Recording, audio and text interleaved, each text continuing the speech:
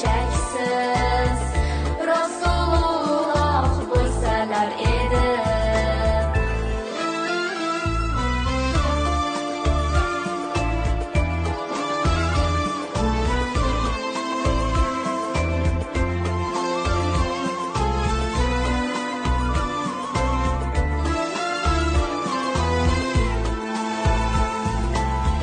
Sunnatlarin bajarib suyub, yuzlariga yuzimiz qo'yib, quchoqlasak qaniydi to'yib, Rasululloh bo'lsalar edi. Sunnatlarin bajarib suyub, yuzlariga yuzimiz qo'yib, quchoqlasak qaniydi to'yib, Rasululloh bo'lsalar edi. Har bir dardu g'amlarga tabib, bir inson bor bo'lmaydi topib, bugun unga muhtojmiz bizlar. O Muhammad Allohga habib.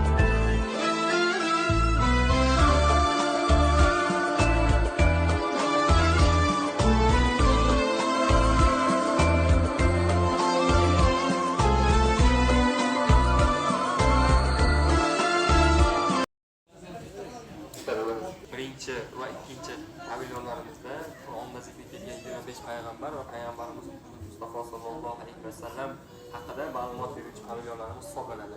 Asosiy pavilyonlarimiz esa 3-chi, 4-chi, 5-chi pavilyonlar hisoblanadi. Bu pavilyonda Imom Buxoriy rahmatullohi alayhi haqida ma'lumot olishlaringiz mumkin bo'ladi.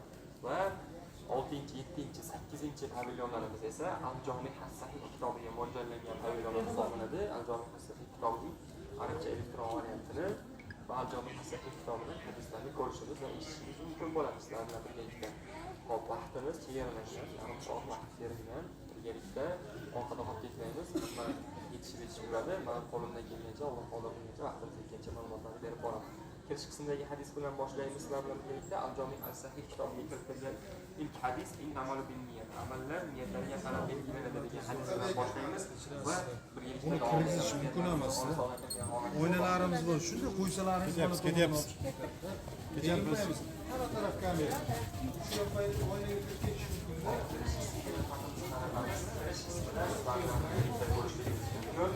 Qur'onda zikr etilgan 25 payg'ambar haqida ko'rishingiz va ma'lumot olishingiz mumkin bo'ladi. Bulardan Odam alayhissalomdan boshlanadi va davom etadi. Nuh, Shis, Idris, Solih, Yusuf, Yaqub, Musa, Iso va payg'ambarimiz Muhammad Mustafa sallallohu alayhi vasallam esa jami 25 payg'ambarni ko'rishingiz mumkin. O'qib ma'lumot olsak bo'ladi. Va orqa qismimizda esa payg'ambarimiz Muhammad Mustafa sallallohu alayhi vasallamning ism va sifatlari haqida o'qib ma'lumot olishligimiz mumkin bo'ladi. Hop, davom etamiz.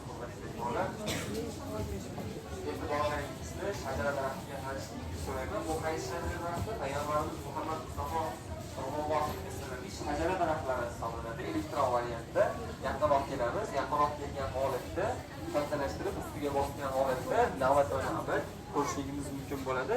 Ismoil alayhissalomgacha bo'lgan shajaralarni shunga ko'rsak bo'ladi.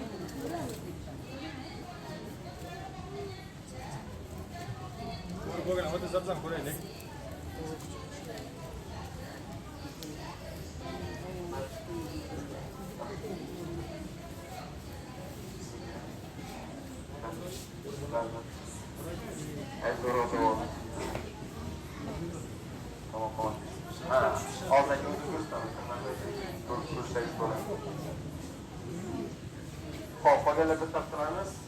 Bu yerda ko'rishligimiz mumkin payg'ambarimiz Muhammad Mustafa sallallohu alayhi vasallamning ravza-i saodatlari, ya'ni payg'ambarimizning uylarini ko'rishligimiz mumkin. Oddiy afg'ona hayot bo'lgan ko'rishligimiz mumkin.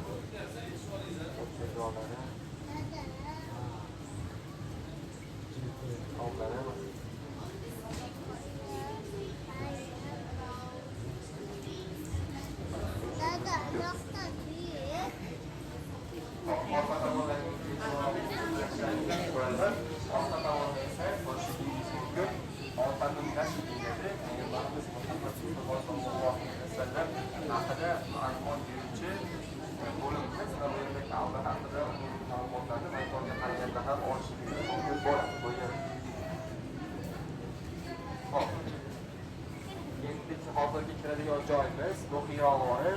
Umraga borganlar bo'lsa ichimizda bilishadi, bilmaganlar uchun eslatib o'tamiz. Hiro g'ori Mironiy sana bilan 613-yilda payg'ambarimiz 40 yoshliklarida ilk vahiy tushgan joy hisoblanadi. Va hozir shuni maket shaklida sizlar bilan ichkariga kirgandan so'ng ko'ramiz. İlk nozil bo'lgan sura qaysi edi? Alaq surasi oyatda Iqro oyati. To'g'ri ishlarimizni biladiganlar ko'p ekan. Hozir kiramiz, Alaq surasini eshitamiz va chiqamiz.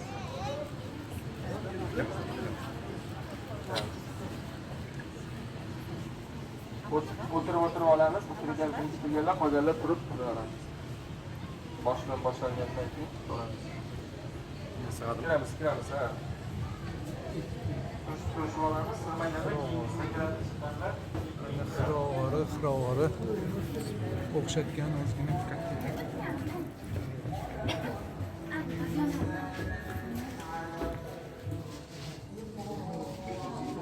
O'tira olamizmi?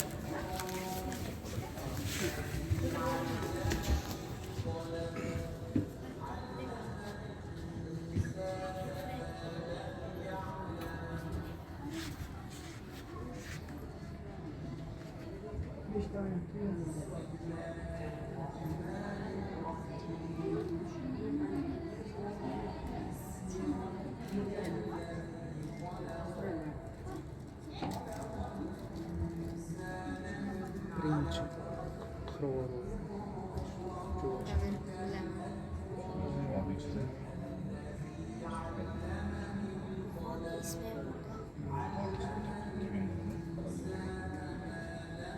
Alaq surasi Iqro bilan boshlaymiz.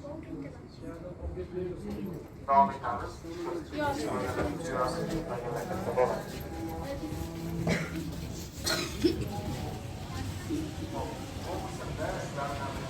Ekranga e'tiborlaringizni qaratamiz. Bu yerda kamera bor, tepada pastga kelib turib olamiz. Shu kamera pastga kelib turib olamiz. Bu yerda ma'lumot olishingiz mumkin. Payg'ambarimiz sollallohu alayhi vasallam Abu Bakr Siddiq roziyallohu anhu davrida Mironiy sana bilan 634, Umar roziyallohu anhu davrida 634-yillar Mironiy sana bilan Qur'onning yozib olinishligi, qog'ozga, toshlarga yozib olinishligini bu yerda monitorda va texnik ma'lumotlar bilan eshitishingiz mumkin bo'ladi.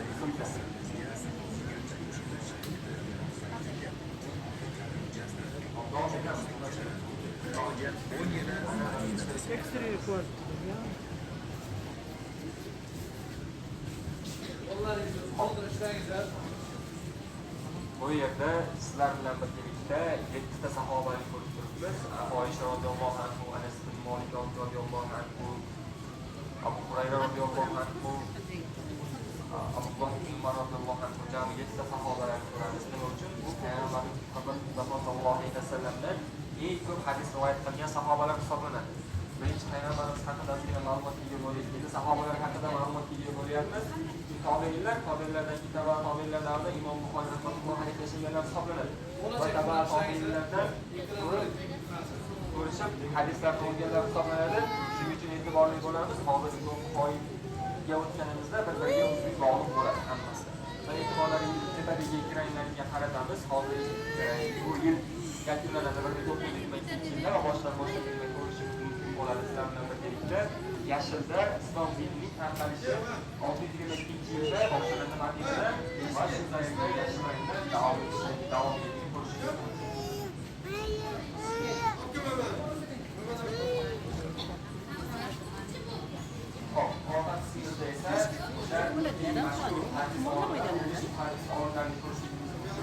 Bu yerda eng asosiy ko'rsatmasi bor.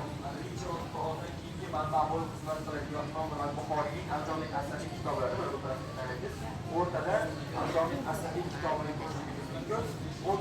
17-asrdagi nusxasi, asl varianti bu yerda emas, Hop.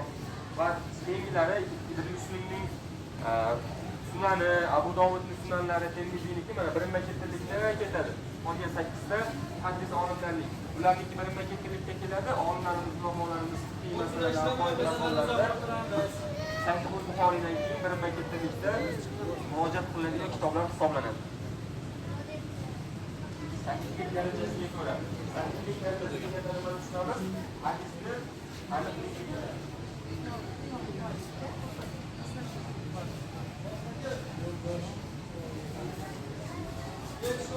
qilaman, yetishib olaysan.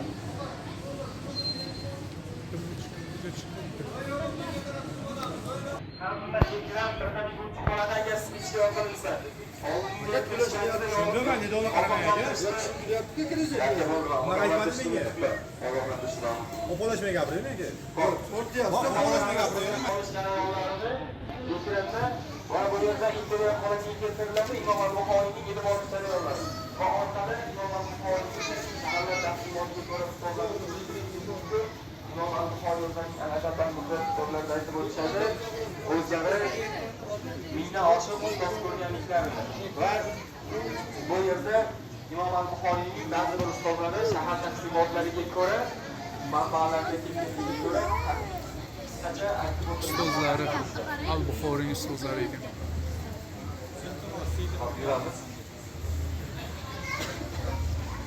Ichkaridagi filmga kiramiz, 20 daqiqalik film, lekin biz vaqtimiz chegaralangan.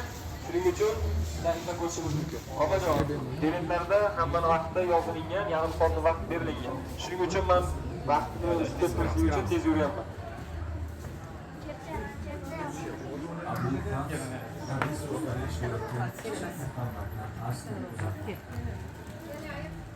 Yetmiş mingdan ortiq hadislar xotirasidan jig'ibor bir sanchiq javob o'qib tushadi.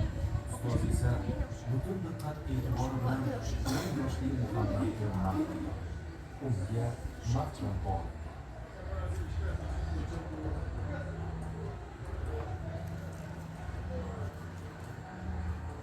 Ustozi dohiliyning hadis darsida diqqat bilan dinlayotgan Muhammad barcha talabalar yozishga davom etayotgan bir paytda ustozining bir rivoyatni to'liq aytmaganini payqab qoladi. O'zini ishonch bilan tutib, ruxsat so'raydi va o'rnidan turib, rivoyatning bir qismi yetishmayapti deydi. Dohiliy to'xtab qoladi. Bunday yoshdagi bolaning ustozga qarshi chiqishi oson qabul qilinadigan hol emas. Ammo Muhammad qat'iy edi. Dohiliy sandiqqa yuzlandi. Kitobni olib Muhammadning yoniga keladi. Sinf jim. Barcha ko'zlar o'sha kitobda. Sahifalar ochiladi va ha, Muhammad aytgani to'g'ri ekan. Dohiliy o'z qalami o'rniga Muhammadning qalamini oladi. Bu Muhammadning kichik tanasiga sig'gan ulkan xotirasiga bo'lgan hurmat ramzidir. Sahifadagi noto'g'ri joyni o'chirib, to'g'risini yozadi. So'ng chin qalbdan hurmat ila bu yoshdagi bunday xotira Allohning in'omidir deydi.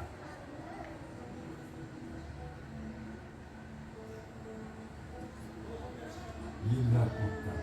Endi Muhammad 16 yoshda edi. Xotirasida 100 minglab hadislarning izlari muhrlangan. Endi u onasi va akasi bilan yo'lga otlanishga tayyor. Bu safar uning nafaqat uyidan, balki bolaligidan ham ajraldi.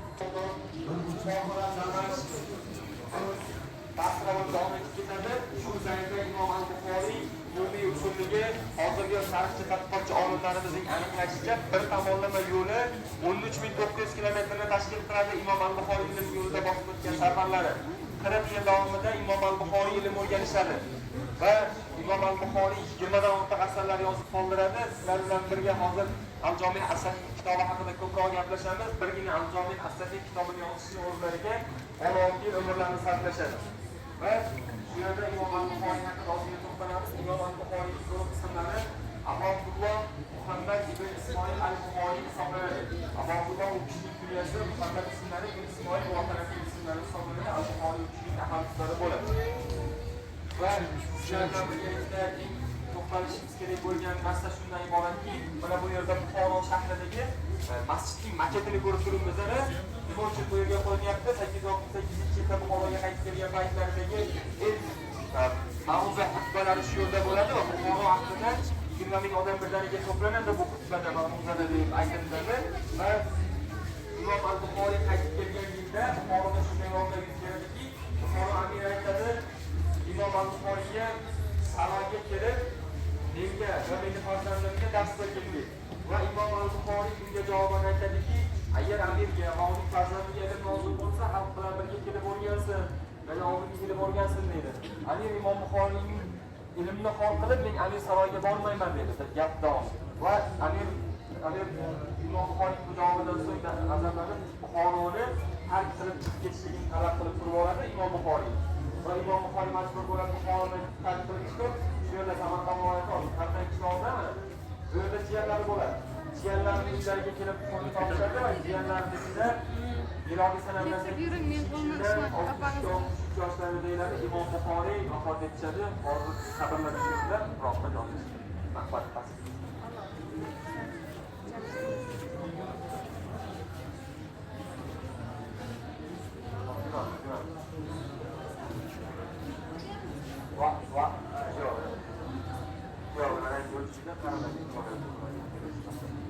E'tibor beramiz.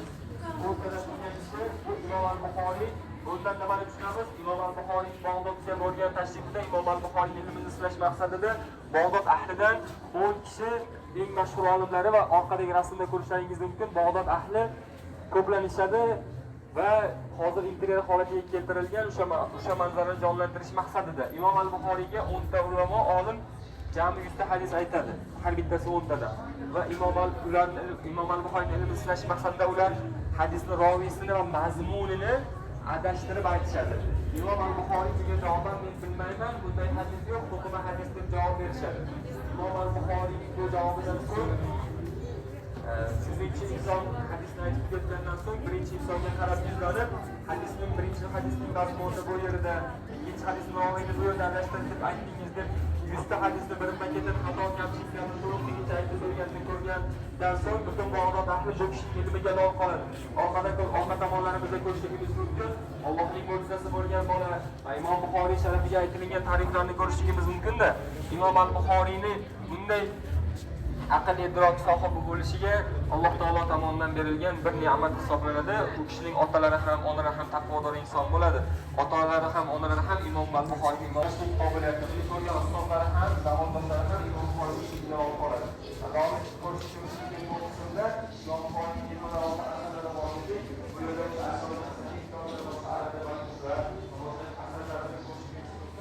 Imom al-Buxoriy kelgan asarlari ham bizga kelmagan asarlarni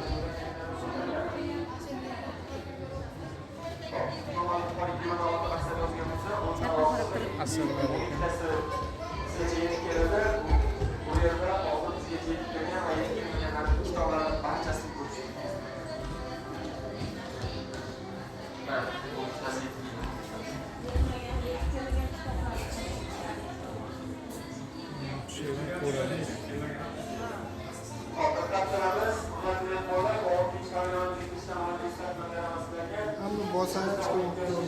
Ko'radi, vaqt kerak.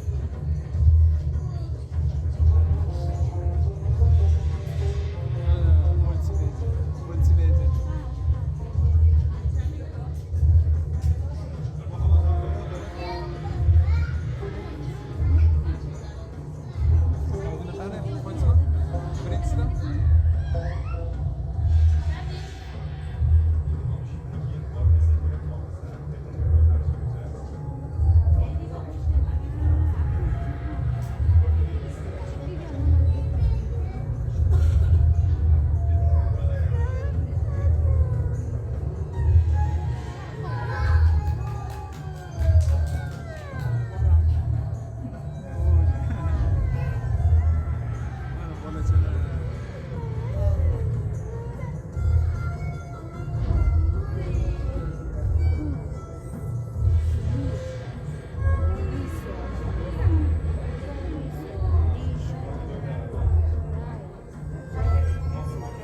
Boshlanadi ekan lekin.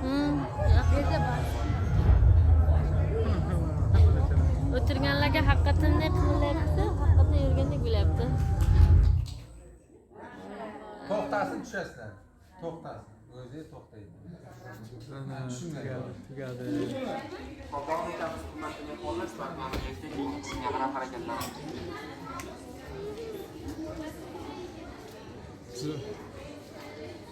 Al-Buxoriy, Sahih Buxoriy ushbu qo'l yozmadi.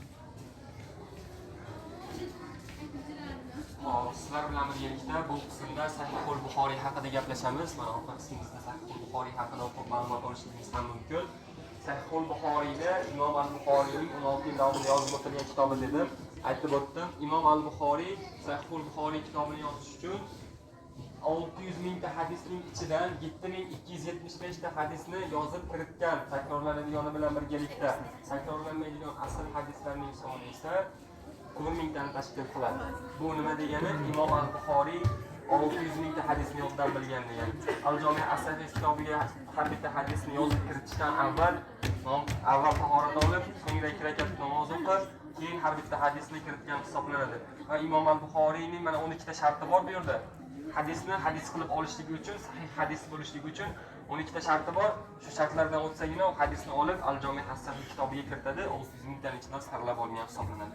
Va Imom al-Buxoriy bu kitobni yozishidan maqsadni aytib o'tadiki, men bilan Allohning o'rtasida buni hujjat qildim deb aytib o'tadi. Al-Jami' as-Sahih kitobini yozishidan maqsad.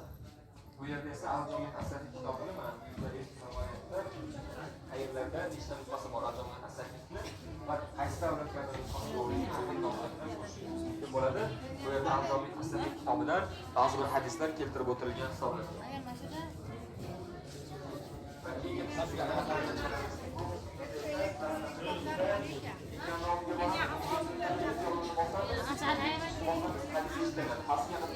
Talonkaning pastiga turib olamiz. Ekranlarga bo'lib olsak bo'ladi. Eshitsak bo'ladi. Hadislar. Hadisni eshitamiz. Bu hadisni eshitsak bo'ladi. Bu hadis kitobi siz ayyonadan ichkariga ketmaysizlar, faqat o'zimni ko'rsataman. Elektron variant arab tilidagi. Elektron variantda hadis kitobini arab tilida. Bu yerda esa hadislarni eshitishingiz mumkin bo'ladi. Bu elektron variant. Buni o'qisa bo'ladimi bunday? Yo'q, ichkariga kirmaydi. Bo'lmaydi. Bitta ko'rsatasizmi bitta? Mana ko'rsat. Bitta ko'rsating, uni ko'rmadim degan. Mana bu yerga orqaga o'tkazsak, bunda oldinga tushsa ham bo'ladi. Tegizmasdanmi? Ha, tegizmasdan ishlaydi. So'ragan. Bu yerda mana onajon ishlayapti. Ketma. Zaryad etma. Tepada ishlayapti. Amasida aynan shunday ishlaydi. Qara, videoga tushirib varaqlayman chiqasin. Tushunib? Sakkizinchi pavilyonimizda Al-Jami' as-Sahih kitobidan keltirilgan hadislarni ko'ramiz. Ochishda juda ehtiyotkorlik bilan ochamiz. Oxirigacha ochamiz, oxirigacha ko'taramiz, oxirigacha ochiladi. Yosh bolalar tegishi mumkin emas, faqat kattalar uchun. Hadisni ko'ramiz, hadisni oxirigacha o'qiymiz. Hadisni o'qib bo'lgandan so'ng biz bilan yopib qo'yishimiz mumkin bo'ladi. Har bittasida hadis bor. Gazetani ochmaymiz, ko'rmasizlar. Oxirigacha ko'tarmang so'zsiz. Ha, oxirigacha. Ochib bo'ladi. Bo'ldi, tegib Bizniki chiqmadi-ku. Ana bu kishigacha. Nabiy sallallohu alayhi vasallam mo'min. Buni tushirsa yopiladi. Hammasini ochmaymiz. o'rtaga kontrol qilamiz guruhda. Qarang, hozir tuzilasizlar. Bo'lmasa ochganlar yopib qo'yamiz. Juda ham shishadan tashkil topgan, sinib qolishi mumkin. Ehtiyotkorlik bilan yopamiz barchasini. Va keyingi pavilyonga harakat qilamiz. Yopamiz. Ochganlar yopamiz. Hop, keyingi pavilyonga qarab harakatlanamiz. Ko'rdingmi? Hocam, begiramlikka o'qilgan, vaqtingizga qarang. Ular kechiksa, mandamasay. Ko'ngilsiz gap. Hop, ozgina turamiz. Kabob push. Vaqtini aylantiramiz.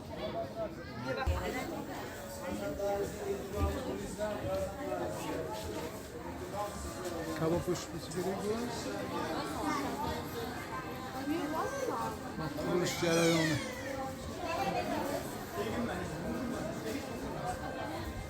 Yig'maymiz, bolalar, yig'maymiz.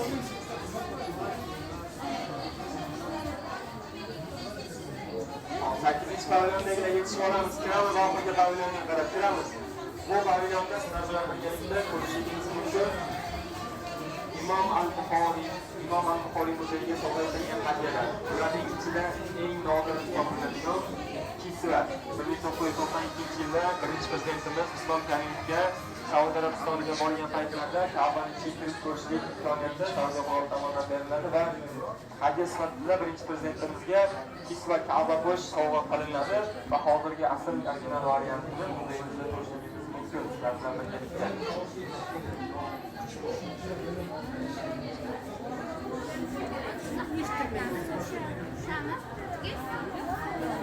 Maqsad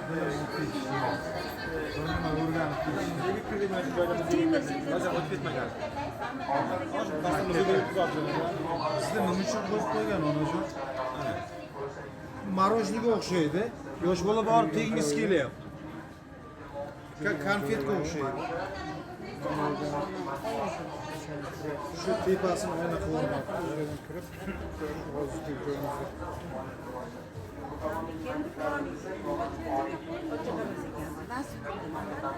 Iloyim. Bu davlat rahbarimizga rahmat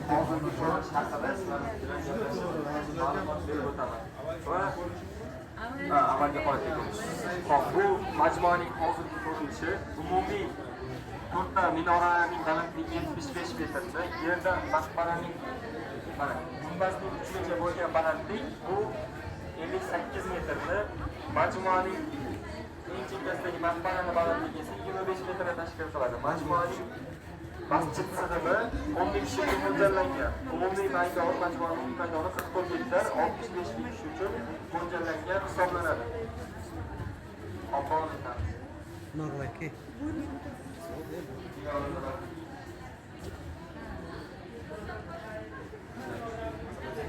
Bu yerda Imom al-Buxoriy muzeyiga sovg'a qilingan kitoblarni ko'rishingiz mumkin siz bilan birgalikda. Va bu yerda 4 ta inson Imom Buxoriyning oliy darajadagi ordeni sohiblari Rajab Tayyib Erdo'g'on, Shayx Muhammad Xotin Qurbanchisi, Salmon bin Abdulaziz, Shayx Ziyovuddin ibn Eshon boboxonlarni ko'rishingiz mumkin. Ular oliy darajadagi Imom al-Buxoriy ordeni sohiblari va 3 ta domlamiz esa bu Imom Buxoriy ordeni sohiblari. Asl, original tilladan ishlangan Imom al-Buxoriy oliy darajadagi ordeni orqalaringizda og'irligi 1,8 kilogramni tashkil qiladi. Qanchaki original variant? 8 kilogramm. Muzeyimizga hadya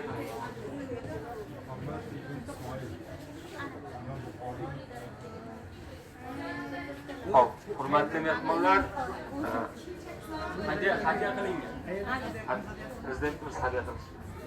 Davlat tomonidan berilgan muzey uchun Hop, hurmatli mehmonlar, sizlar bilan shu yerda ekskursiyamiz yakunlanadi. E'tiborlaringiz uchun tashakkur. Ziyoratlaringiz qabul bo'lsin.